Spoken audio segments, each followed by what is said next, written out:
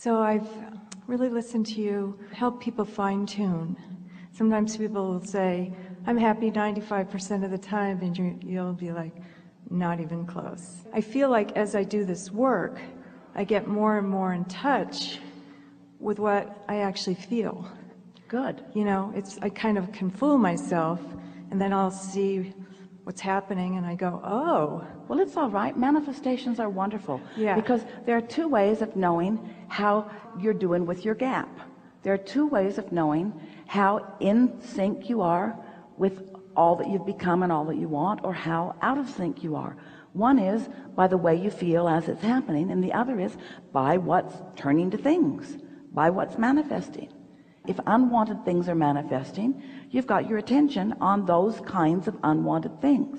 And that unwanted thing that is manifesting right now, when you look at it, gives you an emotion that you should be able to recognize as a pretty familiar emotion.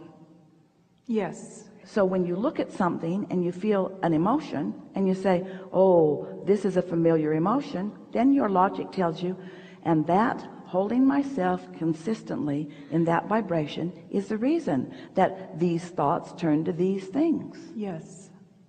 So what I'm wondering is what I've seen you do. And every single time we're interrupting you, it's yet another gift of clarification for you. Yes. It's never punishment about your wrong thought. It's just affirmation of your thought.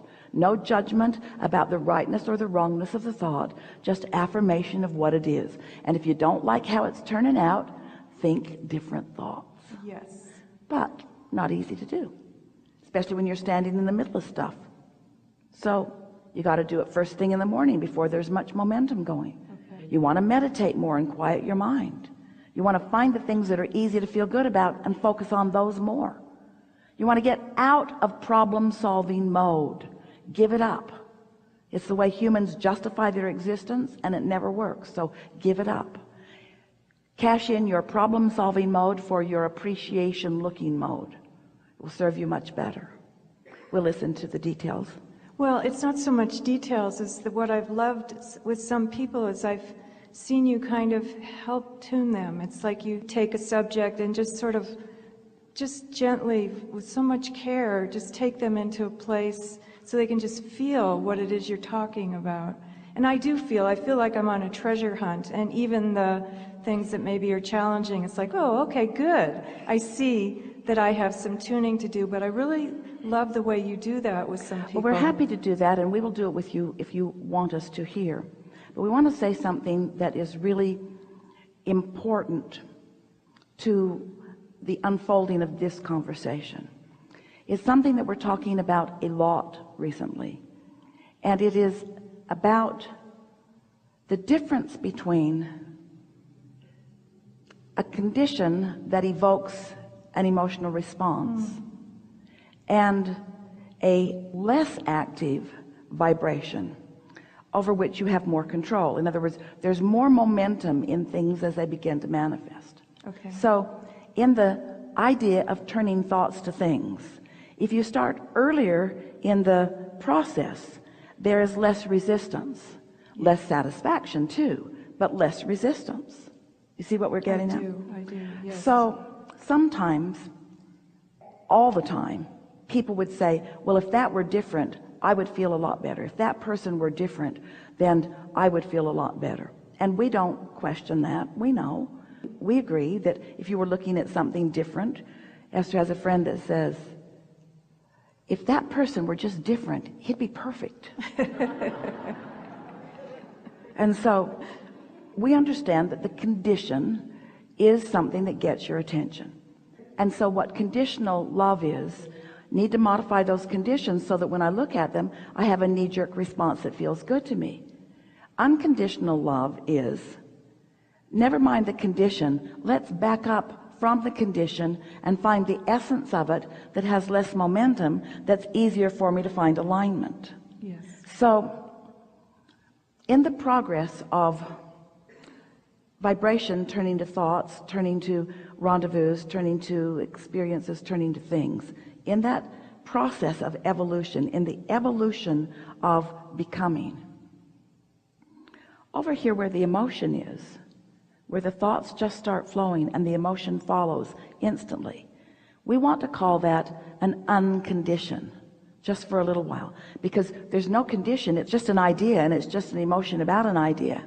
And all of you, whether you're creating relationships or financial empires, most of it is done before the first brick is laid or before the first words are exchanged, because this vibrational reality is created and all of the power happens. And then when you start getting involved in it, that's when you start messing it up by giving your attention to the details that you don't like, you see. So if you could stay in the unconditional, more emotional, and we want to for a while call the emotional state the unconditional state. So then what you're asking of us is, Abraham, please present to me a sort of picture that I can focus on so that I can feel better. And we say, that's still pretty conditional, because you're wanting us to create something that you can respond to, where what we're wanting you to do is care so much about feeling good that you're willing to feel around until you find it. And what that means, oh, this is such a leading edge conversation. What that means is you're going to feel your way into alignment, just like Esther did in those 9 months that she was meditating. She could feel when her mind was wandering and that state of detachment wasn't there. And she could feel when she'd quieted her mind and that state of detachment was more. She could feel when she was in greater harmony with something that felt good, and she could feel when it dissipated. You can always feel your alignment with what you want, but it takes a little listening and feeling and tuning before you're able to do that.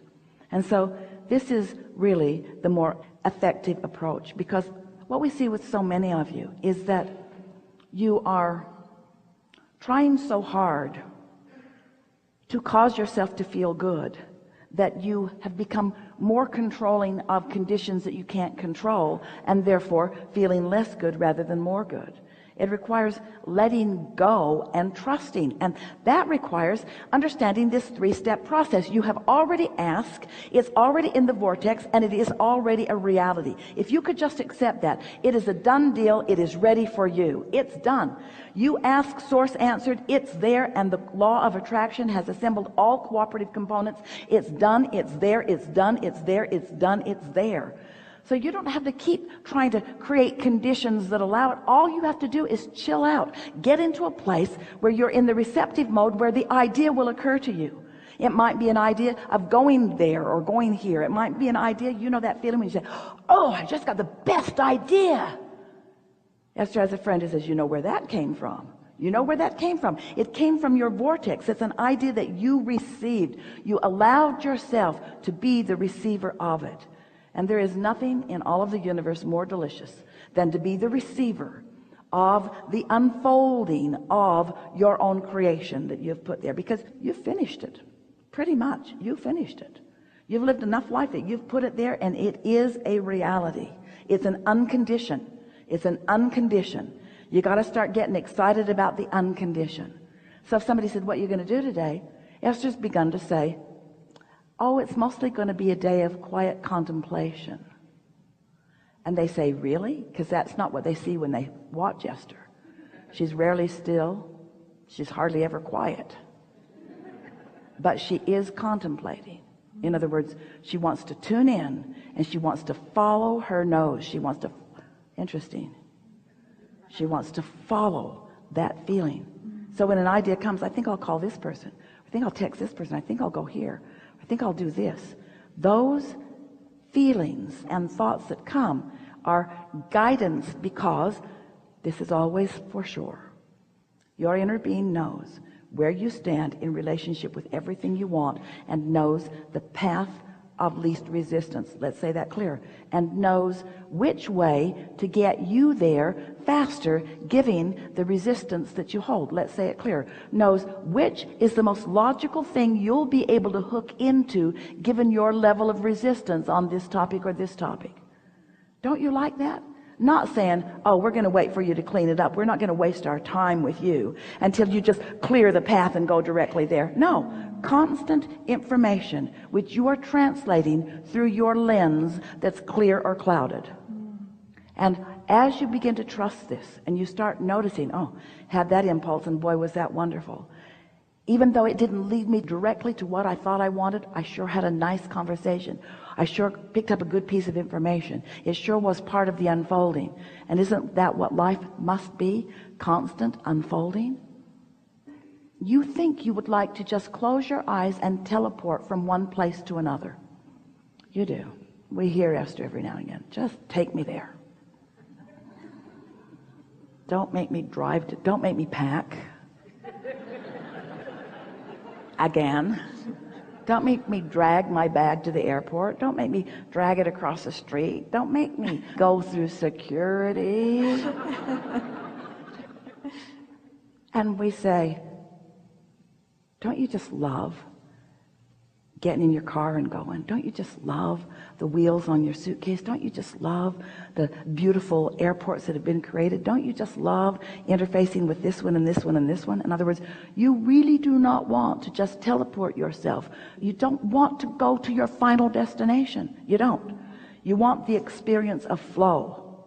You want to let the universe show you how good you are at following the path of least resistance, of when to leave, of where to go, of which route to take, of when to hesitate, of when to proceed, so that you just hook up with all of the good that life has to give you. That's what life is. It isn't just going from here to there, from here to there, from here to there, or from not having this to having that. It's the process of the unfolding of your genius ability to tune to the unconditioned and mold it into the condition, and then revel in everything that it took to bring it there.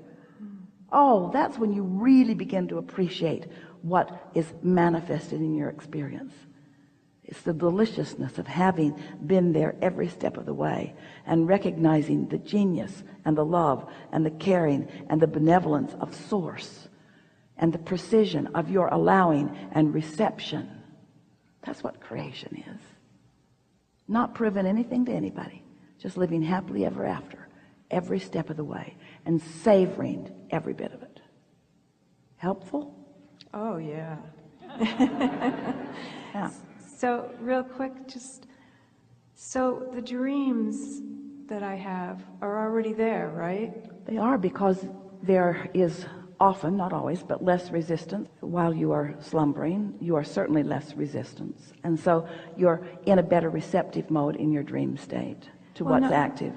I don't actually mean the dreams while I'm asleep, but the dreams of the unfolding of my life.